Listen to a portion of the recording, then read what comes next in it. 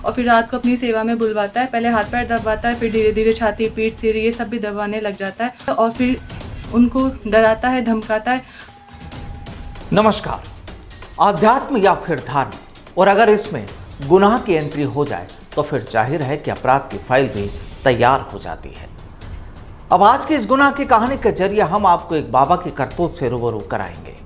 आपको हमने इस बाबा के गुनाह की करतूत के बारे में पहले भी बताया था, लेकिन अब और भी चौंकाने वाले राज लगातार सामने आ रहे हैं। दरअसल इस प्रोग्राम के जरिए हम किसी साधु या सन्यासी या किसी धर्म को कटघरे में खड़ा नहीं कर रहे, बस सामाजिक स्तर पर जो गुनाह की फाइलों में दर्ज हो जाए उससे आपको रूबरू कराना हमारा मकसद है।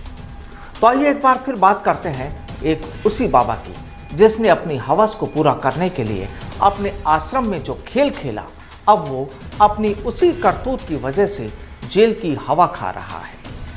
अब देखिए उस बाबा को जिसकी घिनौनी करतूतों की वजह से अभी वो जेल में है, और देखिए ये है वो आश्रम जहां काली करतूत का खेल खेला गया और महिलाओं की आबरू को लूटा गया। आरोप है कि ये शातिर आश्रम में महिलाओं की इज्जत से खिलवाड़ करता था।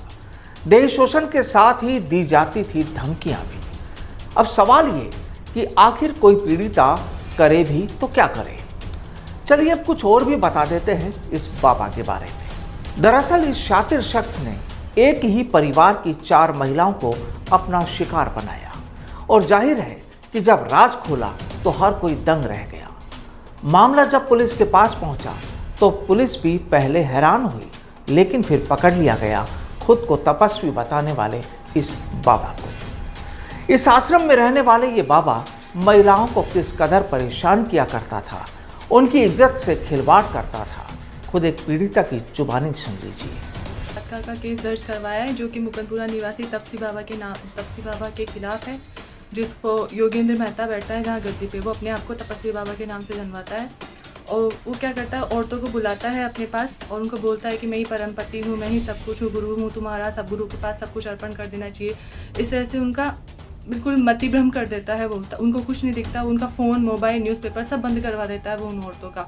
और फिर रात को अपनी सेवा में बुलवाता है। पहले हाथ पैर दबाता है, फिर धीरे धीरे छाती, पीठ, सिर ये सब भी दबाने लग जाता है और इस तरह से अपनी बातों में बहलाता फुसलाता है और फिर उनको डराता है, धमकाता है। कोई औरत अपने आप समर्पण हो जाती है ठीक है, वरना उनको जान से मारने की, परिवार को बर्बाद करने की इनकी धमकियाँ दे के उसका बलात्कार करता है। उसने मेरे साथ भी बलात्कार किया है और आज 3 साल पहले उसने मेरे साथ बलात्कार किया था। मैं इतने दिन चुप रही क्योंकि उसने मुझे डरा धमका के रखा था कि मैं तुम्हारा घर बर्बाद कर दूंगा, सब कुछ नष्ट कर दूंगा, तुम्हारे पति को मार दूंगा, ऐसे वैसे उसने मेरे को डरा के रखा था।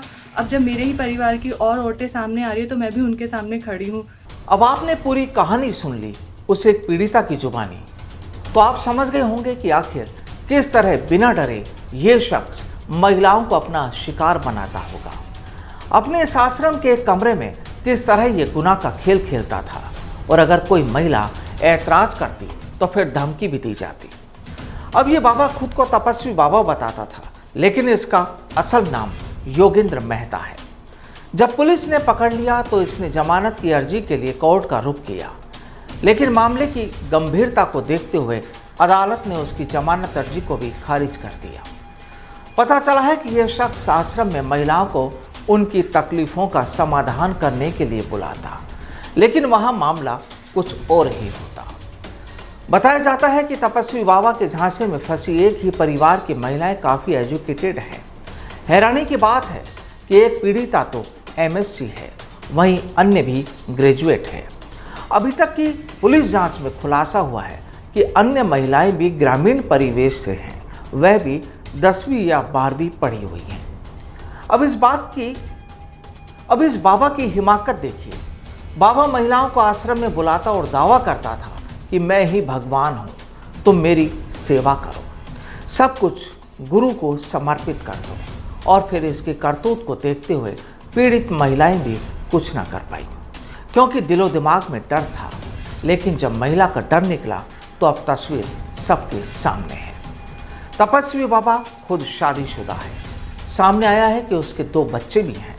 परिवार आश्रम से कुछ दूर अलग रहता है, लेकिन बाबा आश्रम में ही रहता है। यानी बाबा ने अपना ठिकाना परमानेंटली आश्रम को ही बनाया हुआ है। आश्रम में आस्था के नाम पर चढ़ावा लेता है।